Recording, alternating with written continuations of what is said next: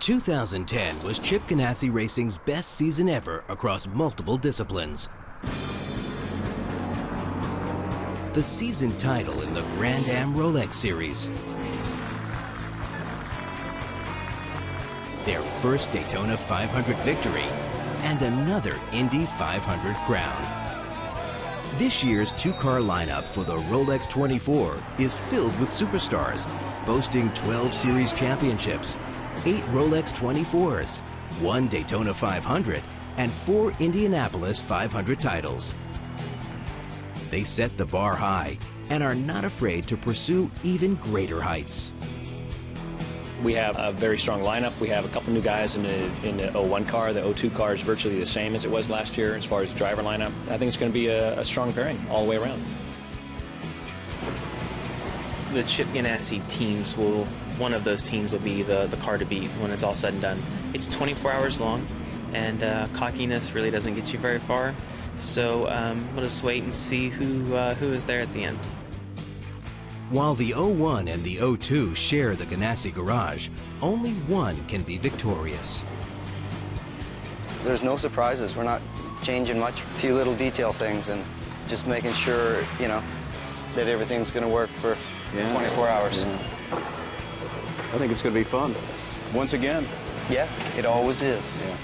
Everybody in both cars this year are very accomplished, so I think that's the best part of going into a race like this with a driver lineup like that, is that, you know, nobody's out there to prove a point or beat the other driver.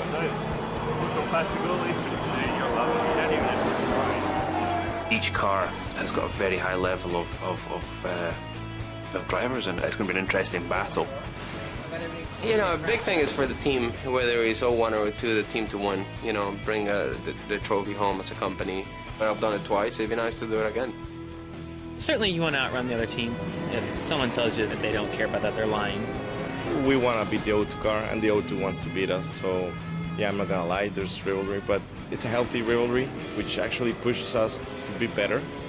And the end result is we end up having 2 competitive cars on track. Last year, Scott Pruitt and Memo Rojas won 9 races in the 01, a Grand-Am single-season record. But they'd like to start out 2011 with the big one that got away, the Rolex 24 at Daytona. The 01 car, over the past 4 years, we've finished every lap 2 wins, 2 seconds.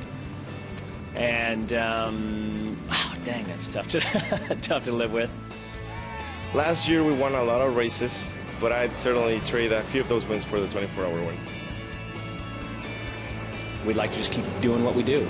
There is no need to change anything about how we do it and what we do it. We just got to keep fine-tuning it. When you can come out of the box and win the Rolex 24 at Daytona, that just kind of sets your tone for the rest of the season. It's huge.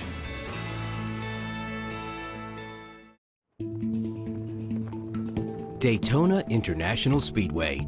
With nearly 50 years of road racing history, it has become one of the most revered venues in all motorsports. Since the 60s, the greatest names in racing have converged on Daytona.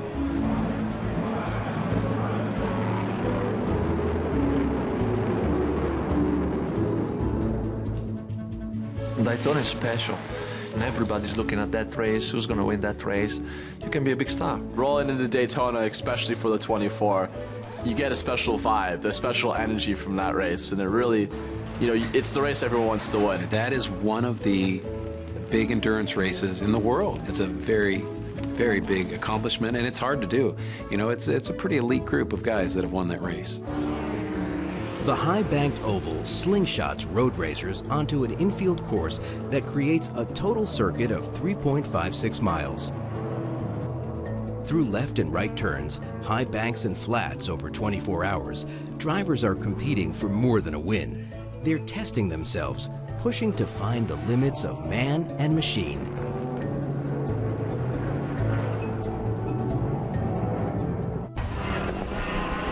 The Rolex 24 has endured the years as various forms of prototypes and GT cars have evolved into the 2 current classes. The race has become so iconic, it is only fitting that today's heroes are descendants of yesterday's legends.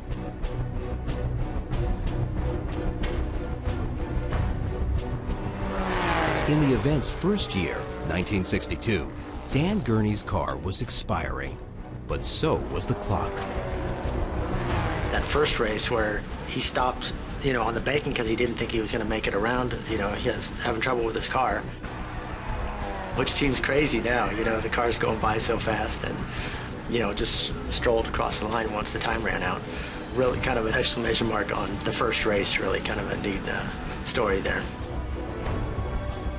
Like the Gurneys, the Donahues are a family whose history is embedded in sports car racing.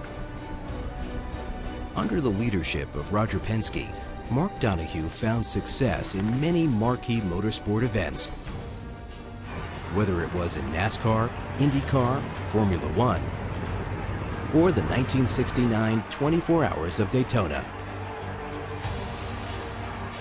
Now his son David is staking his own claim in the sport. I don't think about him to continue the legacy. I'm doing this all for me. Make no mistake about it. There is so much emotion, there is so much history, not only for the Donahue family name, for the Brumos camp. Has David Donahue got this one in the bag? It's the final stretch to the tri-oval. Yes, he will emulate his father. 40 years, the anniversary, and the Donahue family name is back in victory lane. Boy, if you believe in ghosts, you know Daytona International Speedway is absolutely haunted right now by all of the great driving legends and so many electrifying moments here at Daytona. One Rolex 24 Hour encompasses as much excitement and emotion as a season of racing elsewhere.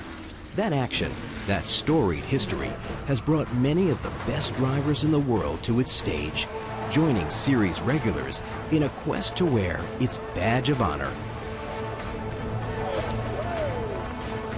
If anybody ever takes the time to tally up Scott Pruitt's overall career, they will find him to be the most fantastic American driver.